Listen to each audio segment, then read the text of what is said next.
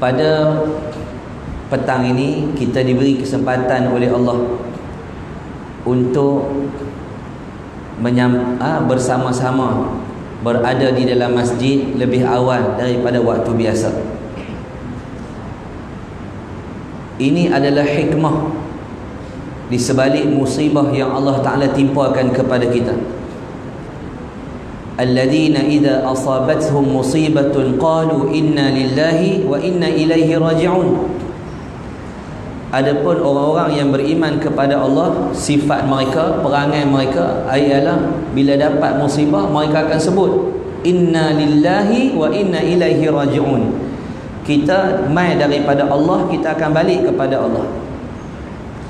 Bila berlakunya wabak, orang yang biasa main masjid, dia marah pasal tak boleh main masjid. Pasal apa tak boleh main? Kami nak pi pasal wabak. Okey, senyap pi. Ni Jumaat pun tak boleh pi ni, apa cerita? Wabak, penyakit berjangkit. Allah izinkan kita main hari ni ramai-ramai, alhamdulillah. Tapi kita main lebih awal daripada waktu yang biasa kerana kita main lewat tak ada tempat. Ada setengah masjid bagi kad. Bila dia beda-beda bunyi pula orang tu ya. Lah senang, siapa main awal dapat. Tak payah pi tak apa. Kalau kita pi pun tak boleh masuk. Kita saja tak usaha tak boleh juga. Kita nak main, kita main awal, alhamdulillah. Main lebih awal. Orang main awal ni untung dia banyak tuan-tuan. Kita pergi kenduri awal, kita boleh makan macam-macam. Boleh ronda pusing tepi rumah, boleh menyembang dengan tuan rumah. Kenduri tak mula lagi, kita pergi dah. Orang abang ke 12, kita pergi ke sebelah. Kita boleh minum teh dulu. Nasi goreng hak pagi tadi tu kita boleh makan lagi. Pulut aron tu, pulut aron tu hak goi dengan nyok, goi dengan ikan masin goreng tu. Hak yang orang duk pasang kemah pagi tadi tu lebih kita boleh makan lagi. Sagi dia buat keluar pula, ada buah, ada kek, dia buat keluar hak nu, buat keluar ni. Kita boleh rasa semua makanan yang ada di rumah kenduri sebab kita pi awal. Orang yang main lewat rumah kenduri, dia boleh jadi gulai hak perangat. Tak pun kuah saja, depa goreng telur kat dia. Dauk semua habis. Nasi hak minyak habis, tinggal nasi ayam. Orang yang main masjid awal, dia boleh buat macam-macam. Dia boleh sembahyang sunat, dia boleh kutip sampah dalam masjid, dia boleh tolong cuci masjid, dia boleh niat i'tikaf, dia boleh baca Quran, dia boleh dengar kuliah, dia boleh solat hajat, dia boleh wirid, dia boleh zikir, dia boleh buat macam-macam. Sunat qabliyahnya dia boleh buat banyak benda sebab dia main awal. Ini antara hikmah bila berlakunya wabak yang kita duk dengar dulu berlaku zaman Sayyidina Umar radhiyallahu taala anhu. Berlaku satu wabak di bumi Syam namanya Ta'un Amwas, satu kampung nama Amwas. Berlaku wabak ta'un mengorbankan 40,000 orang di kalangan para sahabat Nabi dan para tabi'in, orang-orang yang soleh. 40,000 orang. Sekarang Covid telah meragut nyawa lebih orang 500,000 lebih ke 600,000 orang, melebihi separuh juta yang mati disebabkan Covid. Ustaz, bukan sebab Covid, sebab malaikat ambil nyawa. Aku tahu lah, bodoh tak salah ajar aku Memang aku tahu malaikat maut yang ambil nyawa, tapi sebab kematian itu mesti ada, betul tak? Tak apa ustaz mengaji tinggi-tinggi duk pi abang kata mati pasal Covid, malaikat ambil nyawa. Ya, memanglah. Nabi Allah Musa alaihi salam duduk di depan laut, Firaun di belakang nak bunuh dia. Nabi Allah Musa alaihi salam pegang tongkat, ketuk dulu. Awak Allah tak bolehkah belah laut siap-siap? Tak bolehkah Allah belah laut siap-siap untuk Nabi Musa dan pengikut-pengikut dia lalu terus? Kenapa Nabi Musa kena ketuk dulu dengan tongkat? Usaha tu. Usaha Nabi Allah Musa AS mengetuk ayam, laut terbelah. Usaha Allah boleh buat. Allah boleh menangkan Nabi terus hijrah ke Madinah, boleh hantar burak macam peristiwa Isra' dan Mi'raj, terbang depan Abu Jahal sampai kota Madinah. Tapi Allah nak Nabi atur strategi bagaimana nak menghadapi sebuah kerajaan yang zalim. Bagaimana umat Nabi selepas kewafatan Nabi nak menentang ahli-ahli yang berhormat, yang menentang agama Allah. Macam mana kita nak lawan mereka, macam mana nak kalahkan mereka, macam mana kita nak urus agama kita dalam masyarakat kita. Nabi ajak. Maka Nabi atur strategi. Duduk di Gua Hira, duduk di Gua Sur. Kemudian Nabi singgah di kemah umum Ma'bad. Nabi guna orang ni, guna Abdullah bin Uraiqin. Apa peranan anak Sayyidina Abu Bakar radhiyallahu taala anhu? Anak Sayyidina Abu Bakar dengan Sayyidina Abu Bakar, dua orang radhiyallahu taala anhum ajma'in. Apa fungsi mereka? Itu semua Nabi ajak supaya umat Islam tidak mencapai kemenangan dengan begitu mudah. Mesti ada usaha. Ada usaha.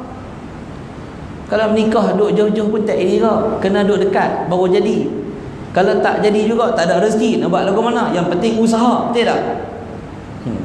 Maka bila berlakunya wabak ini pada zaman Sayyidina Umar radhiyallahu taala anhu, Sayyidina Umar dia lantik Sayyidina Amr bin Al-As untuk menguruskan wabak ni dan dikenakan kuarantin kepada orang-orang yang duduk di kawasan tersebut, dipindahkan ke bukit dan lembah, kurung kat situ, tak boleh keluar sampai wabak tu habis. Bila berlaku peristiwa ini, ulama melihat kaifa kana Umar radhiyallahu taala anhu yata'amal ma'a virus, ma'a ta'un. Macam mana Sayyidina Umar dulu ni dia menguruskan wabak ta'un yang berlaku. Maka hari ni ulama duk fikir macam mana nak selamatkan nyawa orang Islam, supaya kita amalkan penjarakan sosial. Kita sabar sat tuan-tuan untuk kita hentikan wabak yang Allah bagi ni. Kita sabar sat, sebab benda ni ujian daripada Allah. Alah ustaz, benda nak mati juga ustaz. Betul, jaga nyawa ni benda wajib dalam Islam, betul tak? Benda wajib. Ada 5 daruriyat yang wajib dijaga, antaranya nyawa. Jaga agama, antaranya nyawa. Sayyiduna Ammar bin Yasir ketika dia melihat bapak dia dibunuh, ibunya Sayyidatuna Sumayyah dibunuh, dia jaga nyawa dia. Dia mengaku dia kafir. Teriak dia pergi kat Nabi, saya mengaku saya keluar daripada Islam. Mereka tak bunuh saya, mereka bunuh mak ayah saya ya. Turun ayat Quran, Allah bagi tahu kalau mulut kata kafir tapi hati beriman tak apa. Sebab itu ibadat ni memang suruhan Allah. Wa ma khalaqtul jinna wal insa illa liya'budun. Tidak aku jadikan kamu jin dan manusia ini supaya kamu beribadah kepada aku. Allah buat kita suruh ibadat. Tak mau ibadat Tuhan punya pasal. Aku tak rugi pun, Allah tak rugi sekupang pun. Siapa tak semayang, Allah tak rugi sekupang pun. Tak rugi. Padan muka Allah, orang tak semayang kat dia. Tak ada, hang yang padan muka. Sebab hang akan balik kepada Allah. Ni tengok kubur depan kita ni, ada batu nisan duk sanak pun dinding lah. Tengok.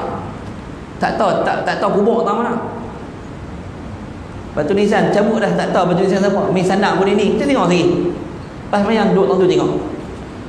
Ada ujung pagar tu duduk susun, tak tahu batu nisan siapa. Kita akan balik bertemu dengan Allah. Kita akan balik. Kita jangan lupa yang kita akan pulang bertemu dengan Allah Subhanahu wa taala. Allah taala akan hitung amalan kita satu-satu yang kita buat atas dunia ni. Sebab itu tuan-tuan dan puan-puan yang tuan-tuan muslimin yang dirahmati Allah Subhanahu wa taala, kita ambil peluang di musim wabak ni. Kita ambil peluang. Ulama suruh kita jaga nyawa, betul. Jaga nyawa. Sayyidina Ammar bin Yasir jaga nyawa. Subhanallah. Jaga nyawa penting. Maka kita kena jaga nyawa kita dan keluarga kita. Nak mati tu memang mati. Ada 2 nikmat yang Nabi habaq. Ni'matani maghbunun fihima kathirun minan nas, as-sihhatu wal faragh. 2 nikmat yang Allah bagi kepada manusia, tapi manusia suka lupakan dua nikmat ni. Pertama, manusia suka lupakan, kata Nabi, as-sihhatu, masa sihat. Masa sihat ni orang suka lupa. Pantang tengok derian beli. Derian ni sekilo RM6 dia kata murah. Tabung masjid lalu dia buh RM1.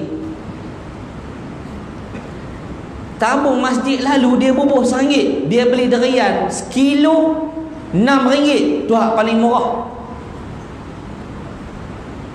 Beli 5 biji, timbang-timbang 6 kilo lebih. Bayang. Tu tak kira musang king, tak kira lagi hak yang apa mangkuk king. Sekilo 45, sekilo sampai 100. Beli. Tapi nak bubuh dalam tabung masjid, oh menggeliat. RM1 dah, RM1 dah. Banyak-banyak RM1 sudah. Nikmat sihat ni kita lupa. Masa sihat kita tak semayang, masa sihat tak tahajud, masa sihat tak baca Quran, masa gigi dua ada tak mau nak mengaji Quran, gigi dah relai baru nak baca Quran, pakai gigi palsu baru nak bercakap bab Quran ni, baru nak pergi mengaji. Masa mata duk terang tak mau pergi masjid, kelabu dah, kencing manis. Mata kelabu ni tak nampak, kencing manis tu kira okey lah tuan-tuan. Pasal orang kencing manis ni dia layak masuk syurga. Hak jenis kencing orang ni, yang ni tak tentu lagi boleh masuk syurga ke tak. Hak jenis kencing orang, kencing rakyat, kencing jiran, kencing anak beranak dia, kencing harta pusaka, kencing merata ni, hak jenis bi'at duk kencing ni, ada muhur orang ni, dia akan susah di hadapan Allah. Kencing manis tak ada masalah, ujian Allah bagi dekat dia. Kalau dia soleh, dia ahli syurga. Tidak. Nikmat sihat, guna mata. Orang muda sihat, angkat takbir bukan angkat tayar. Ni dia sihat, dia angkat tayar, dia tak angkat takbir. Quran tak baca, dia menyanyi. Pencen lah berumai, mujuk pencen hidup. Kalau pencen mati, ada orang pencen 2 hari mati. Jemaah umrah saya bulan 2 baru ni, bini dia pencen 5 hari. Ni kan, baru 5 hari pencen.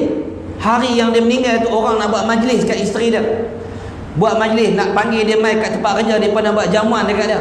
On the way pi tu mati tak kereta.